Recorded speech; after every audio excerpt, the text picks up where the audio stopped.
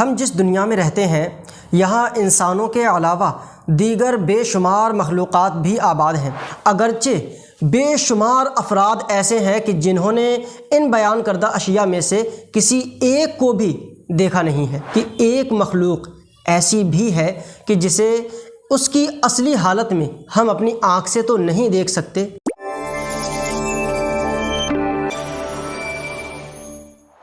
ہم جس دنیا میں رہتے ہیں یہاں انسانوں کے علاوہ دیگر بے شمار مخلوقات بھی آباد ہیں۔ بعض وہ ہیں کہ جن کے متعلق مختلف کہانیاں اور واقعات موجود ہیں، جیسے عنقا پرندہ یا ڈائناسورس وغیرہ، اور بعض وہ ہیں کہ جنہیں ہم اپنی انسانی آنکھ سے دیکھ سکتے ہیں، جیسے ہمارے ارد گرد پائے جانے والے بے شمار انسان اور حیوانات، چرند اور پرند وغیرہ، اور بعض وہ ہیں کہ جنہیں ہم انسانی آنکھ سے تو نہیں دیکھ سکتے، ہاں البتہ محسوس ضرور کر سکتے ہیں، جیسے کہ ہوا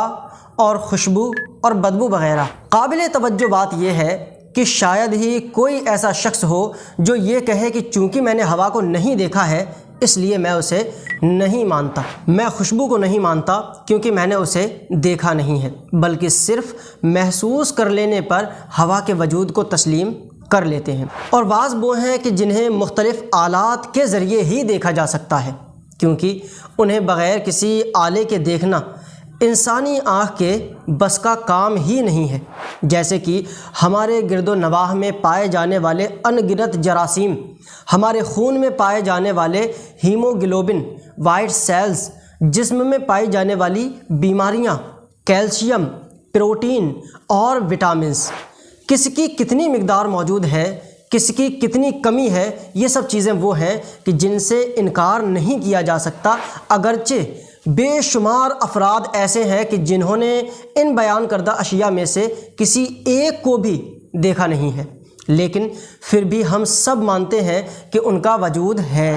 ذرا غور کیجئے ایسا کیوں ہے؟ شاید آپ کے ذہن میں یہ بات آئے کہ ان چیزوں سے انکار اس لیے نہیں کیا جا سکتا کہ ان کے وجود کے بتانے والے بے شمار لوگ موجود ہیں، اس لیے اگرچہ ہم نے نہیں دیکھا لیکن جب اتنی بڑی تعداد بتا رہی ہے تو مان لینے میں ہی عافیت ہے۔ اب ذرا غور فرمائیے کہ ایک مخلوق ایسی بھی ہے کہ جسے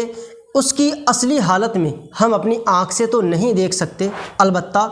اللہ تعالیٰ نے، اس کے نبیوں نے اور رسولوں نے، صحابہ اکرام نے، تابعین و صالحین نے، اولیاء اور علماء اکرام نے ہمیں بتایا ہے کہ نظر نہ آنے والی ایک مخلوق جنات بھی ہیں۔ پھر کیا وجہ ہے کہ ایک طرف بڑی تعداد کو دلیل بنا کر نظر نہ آنے والے جراثیم، خون کے سفید اور سرخ اجزاء اور کیلشیم وغیرہ کے وجود کا اقرار کر لیا جائے، اور دوسری طرف معاذ اللہ جنات کا انکار کر دیا جائے؟ یقیناً یہ تضاد اور کم عقلی کی بات ہے، کیونکہ جب سب سے سچے ہمارے رب پروردگار اور اس کے سچے رسولوں، بے شمار اولیاء اور علماء اکرام نے فرما دیا کہ جنات کا وجود ہے، تو بس بندہ مومن کو تسلیم کر لینا چاہیے کہ جنات کا وجود ہے۔ جنات کے وجود کا انکار دائرہ اسلام سے نکل جانے کا سبب بنتا ہے۔ بعض لوگ یہ تو نہیں کہتے کہ جنات کا کوئی وجود نہیں ہے، البتہ ایسی باتیں ضرور کرتے ہیں کہ جن سے جنات کے وجود کا انکار لازم آتا ہے، جیسے کہ یہ کہنا کہ جنات تو بدی کی طاقت کو کہتے ہیں۔ خوب یاد رکھیے کہ شیطان یا شریر جنات کو بدی کی طاقت کہنا در حقیقت ان کے جسمانی وجود کا انکار کرنا ہے، اور یہ کفر ہے، جیسا کہ حضرت مفتی محمد امجد علی اعظمی رحمۃ اللہ تعالی علیہ فرماتے ہیں کہ جنات کے وجود کا انکار یا پھر بدی کی قوت کا نام جن یا شیطان رکھنا یہ کفر ہے۔ قرآن پاک میں سورۃ الجن کے نام سے پوری ایک سورت ہے، اور جنات کے وجود کا انکار گویا قرآن پاک کی آیات کریمہ کا انکار ہے، کیونکہ اللہ تعالیٰ جنات کی تخلیق کے بارے میں ارشاد فرماتا ہے وَمَا خَلَقْتُ الْجِنَّ وَالْإِنسَ إِلَّا لِيَعْبُدُونَ، یعنی اور میں نے جن اور انسان کو اسی لیے بنایا کہ میری بندگی کریں۔ ایک اور مقام پر اللہ رب العزت نے ارشاد فرمایا وَالْجَانَّ خَلَقْنَاهُ مِن قَبْلُ مِن نَارِ السَّمُومِ، یعنی کہ اور جن کو اس سے پہلے بنایا بے دھوئیں کی آگ سے، میرے لیے ایک دائرہ کھینچا اور مجھے اس میں بیٹھنے کا حکم فرمایا۔ میں نے گدھ کی مثل اڑتے ہوئے پرندوں کے پروں کی فڑفڑاہٹ سنی، پھر وہ سب بادل کی طرح چھٹنا شروع ہوئیں، یہاں تک کہ بالکل غائب ہو گئیں۔